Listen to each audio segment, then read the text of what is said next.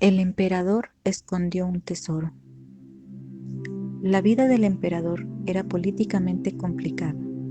Todo el tiempo habría que estar atendiendo asuntos reales concernientes al bienestar del pueblo, cuestiones militares, escuchando los rumores que le traían sus súbditos sobre las luchas de poder dentro de la misma familia real, traiciones y rebeliones de grupos del pueblo. Así que la vida entera del emperador estaba dedicada a gobernar. No había suficiente espacio en su agenda personal para atender nimiedades como los hijos o la primera esposa. Había muchos hijos y esposas del emperador, por lo que los sirvientes se encargaban de los asuntos familiares y dejaban en manos del emperador la justicia y paz de la nación. Los eunucos y sirvientes eran los seres más cercanos a este gobernante descendiente de Dios sobre la tierra. Después de ellos, no había momentos de expresión de habilidades. Solo ellos podían conocer los más frágiles momentos humanos que podría padecer una persona así. No obstante, por muchos años el emperador calló un secreto. Desde niño fue criado para gobernar, por lo que careció de la presencia de sus padres y fue acompañado de maestros de todas las artes necesarias para tal fin. Le enseñaron a desconfiar tempranamente en todos, así que nunca tuvo un amigo con quien compartir su verdadera personalidad. El emperador era conocido por ser duro, impasible, vengativo. No había nadie en el imperio que no le temiera ante su sola presencia o su rumor de llegada. No es que fuera atroz, era como una roca, pesado, gris, duro, inamovible con sus determinaciones. Pero un día, ninguno de sus súbditos pudo impedir que un enviado de sus enemigos lanzara un diminuto dardo envenenado que pegó justo en el brazo derecho. De inmediato, el punzante dolor lo hizo desplomarse, pero fue sostenido apenas por uno de sus sirvientes más leales, lo que impidió que golpeara contra el suelo. Rápidamente hubo una gran conmoción por la caída del dueño de la nación entera, pues se quejaba de un gran dolor en su cuerpo. Era el dardo cuyo veneno estaba envenenando cada arteria. Los médicos más renombrados asistieron la salud del emperador en búsqueda de su alivio. Sin embargo, el veneno poco a poco comenzó a afectar la salud mental de este, quien nombraba lugares y personas que los cercanos súbditos desconocían. El súbdito más leal conocía una magnífica curandera de una aldea conquistada y dispuso a algunos oficiales mandar por ella en su nombre para atender la salud del emperador. Aunque el camino era largo, para llegar y regresar, el súbdito que había visto caer al emperador confiaba que pudiese llegar a tiempo para salvarle la vida.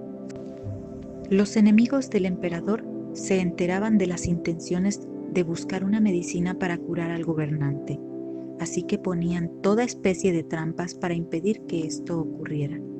Así, poco a poco se había hecho menos los médicos que asistían al enfermo, y éste deliraba con alucinaciones, a veces tormentosas de sombras, de enemigos, otras de cuestiones extenuantes de trabajo. El emperador ya no estaba despierto, aunque estuviera con los ojos abiertos. Su vida entera estaba entregada a las alucinaciones que le producía el veneno lanzado en el dardo. Cuando el emisario del sirviente logró llegar a la aldea de la curandera, fue en su búsqueda, y al encontrar la choza donde ésta vivía, miró dos mujeres, una joven y la otra vieja, ambas con un mismo atuendo, lo cual le hizo pensar que eran hija y madre, o maestra y discípula. Se presentó ante la joven, le contó la situación y le entregó un pergamino de su compatriota en el palacio. Esta, sin mediar palabra, le indicó a señas que esperara un momento afuera. Las dos mujeres entraron a la choza y poco después salió del interior otra dama de mediana edad, de mirada transparente y ojos rasgados, vestida con una túnica teñida con flores de lavanda. La peculiar mujer se acercó al corral donde estaba una hermosa yegua albina. Le puso la montura y la sacó para partir, llevando tan solo un bolso con provisiones en su espalda y saliendo con prisa, pero sin desespero. El emperador ya había sido visitado por sus concubinas y sus esposas, sus hijos también. Todos especulaban acerca del tiempo en que tardaría en morir debido a su estado y lo que sucedería entonces con el trono. Sus secretarios y ministros estaban realizando reuniones secretas para los preparativos del funeral en caso de su muerte ya esperada. A la ciudad llegaron a caballo y a toda prisa el emisario y la curandera. Al acercarse a palacio, el enviado sacó de su vestidura una medalla entregada por el súbdito del emperador como identificación de entrada. Les abrieron paso. En la cámara, el mandatario agonizaba entre delirios, dolores y tormentos. Solo quedaba un médico tomándole el pulso de cuando en cuando para saber si el corazón del emperador seguiría resistiendo. Ya todos le habían abandonado, esperando solamente el llamado del médico para comenzar las ceremonias fúnebres y los protocolos de sucesión del imperio, que era lo que tenía más nerviosa a la nación entera, pues se habían incrementado los hechos de violencia entre las familias que ostentaban los títulos de gobierno que serían entregados al siguiente gobernante después de que el actual falleciera. Detrás del emisario venía la dama curandera, que le seguía por las habitaciones hasta llegar a la cámara del enfermo. Una vez ahí, el médico lanzó un suspiro de agotamiento y se dejó caer sentado en el piso.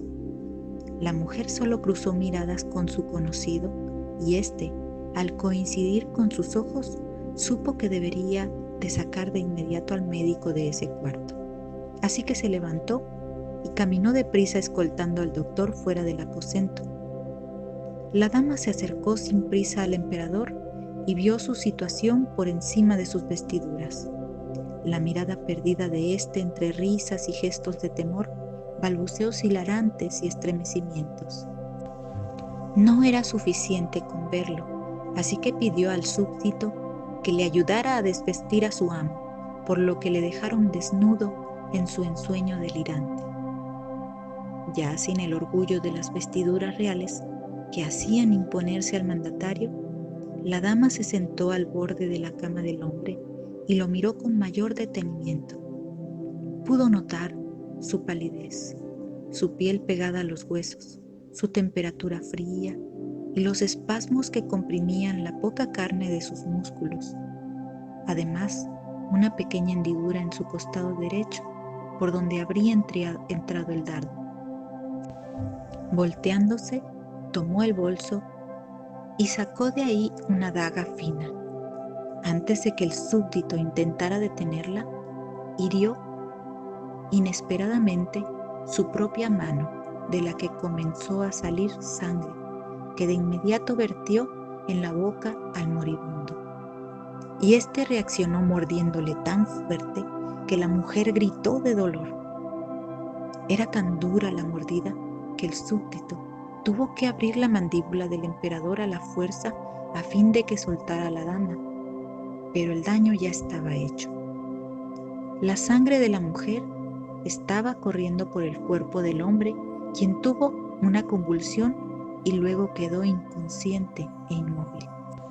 El sirviente pensó que el amo estaba muerto, pero la mujer, sin mucha preocupación por el paciente, se sujetaba un pedazo de tela en donde se había hecho la incisión ella misma. Luego, sacó del bolso una botella de porcelana con vino de 1000 flores, le dio un sorbo y luego le vertió unas cuantas gotas en los labios al señor. Tras pasar algunas horas, el emperador abrió los ojos como si despertara de un sueño. Se sentía hambriento y pidió que le prepararan un caldo de gallina. Las mejores cocineras de palacio fueron inmediatamente informadas y salieron a buscar a la gallina al corral para preparar el platillo más fresco. El regreso de apetito del rey junto con su lucidez poco a poco fue dada a conocer a los familiares reales, quienes pensaron que se trataba de una situación temporal, así que no asistieron, sino esperaron hasta recibir nuevas noticias.